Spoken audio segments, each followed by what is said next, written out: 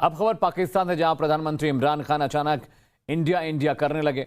हिंदुस्तान की तरक्की से पल पल जलने वाले इमरान के साथ आखिर ऐसा क्या हुआ जो वो न्यू इंडिया की तारीफ कर रहे हैं? ये रिपोर्ट देखिए।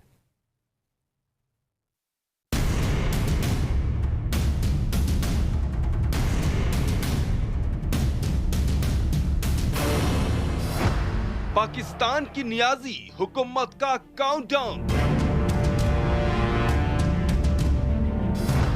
इमरान को जनरल बाजवा का फाइनल अल्टीमेटम।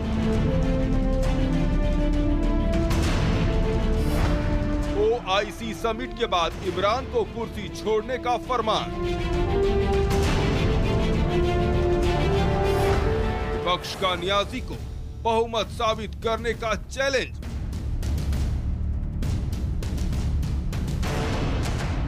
सरकार पर खतरा मंडराया, आर्मी वाले आका ने कुर्सी छोड़ने का फरमान सुनाया। विपक्ष ने पार्लियामेंट में नो कॉन्फिडेंस का चैलेंज किया तो सुबह से लेकर शाम तक पानी पी पी कर हिंदुस्तान को कोसने वाले पाकिस्तानी प्रधानमंत्री इमरान खान नियाज़े इंडिया इंडिया करने लगे। मैं आज हिंदुस्तान को दाद देता हूं, इन्होंने हमेशा आजाद फॉरेन पॉलिसी रखी। आज हिंदुस्तान उनके साथ मिला हुआ है, उनका अलायंस है। क्वाड के अंदर अमेरिका का अलायंस की हुई है और अपने आप को वो कहता है मैं न्यूट्रल हूं। रूस से तेल मंगवा रहा है जबकि सैंक्शंस लगी हुई हैं, क्योंकि हिंदुस्तान की पॉलिसी अपने लोगों की बेहतरी के लिए है। जिस बात को इमरान बंद कमरे में दबी जुबान से कहते होंगे, उसे सरेआम कबूल करने और हिंदुस्तान की तारीफ करने की नौबत क्यों आन पड़ी?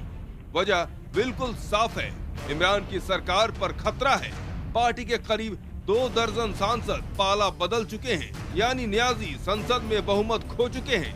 ऐसे में अब सरकार बचाने के लिए वो तरह तरह के पैंतरे चल रहे हैं। इमरान न्यू इंडिया की ताकत के इस कदर मुरीद हो चले हैं कि वो खुद यूरोप के देशों के सामने पाकिस्तान को बेबस और यूरोपीय यूनियन पर भारत को हावी बता रहे हैं।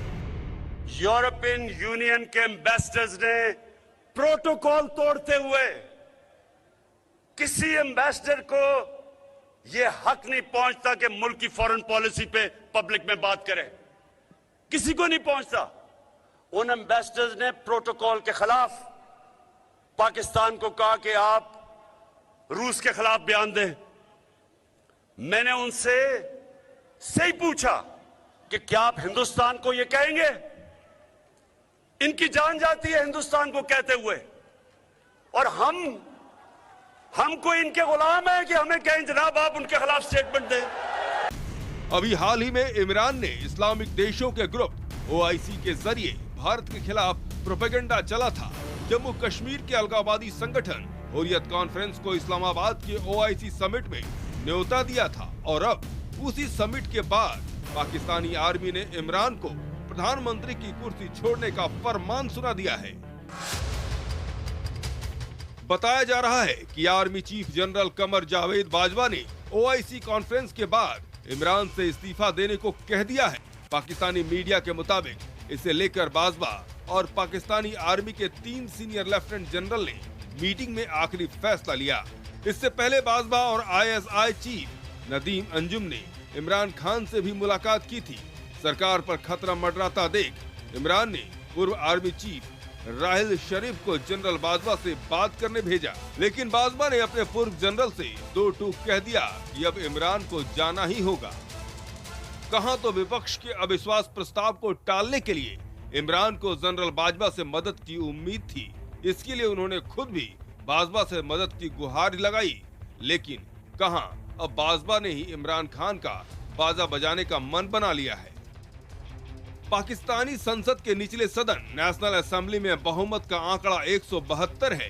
इमरान खान के पास 179 सांसदों का समर्थन था, यानी बहुमत से 7 ज्यादा। लेकिन अब इमरान के करीब 24 सांसद विपक्षी कैंप में जा चुके हैं, यानी इमरान की पार्टी पीटीआई अल्पमत में आ चुकी है। ऐसे में विपक्ष उन्हें बहुमत साबित करने की चुनौती दे रहा है।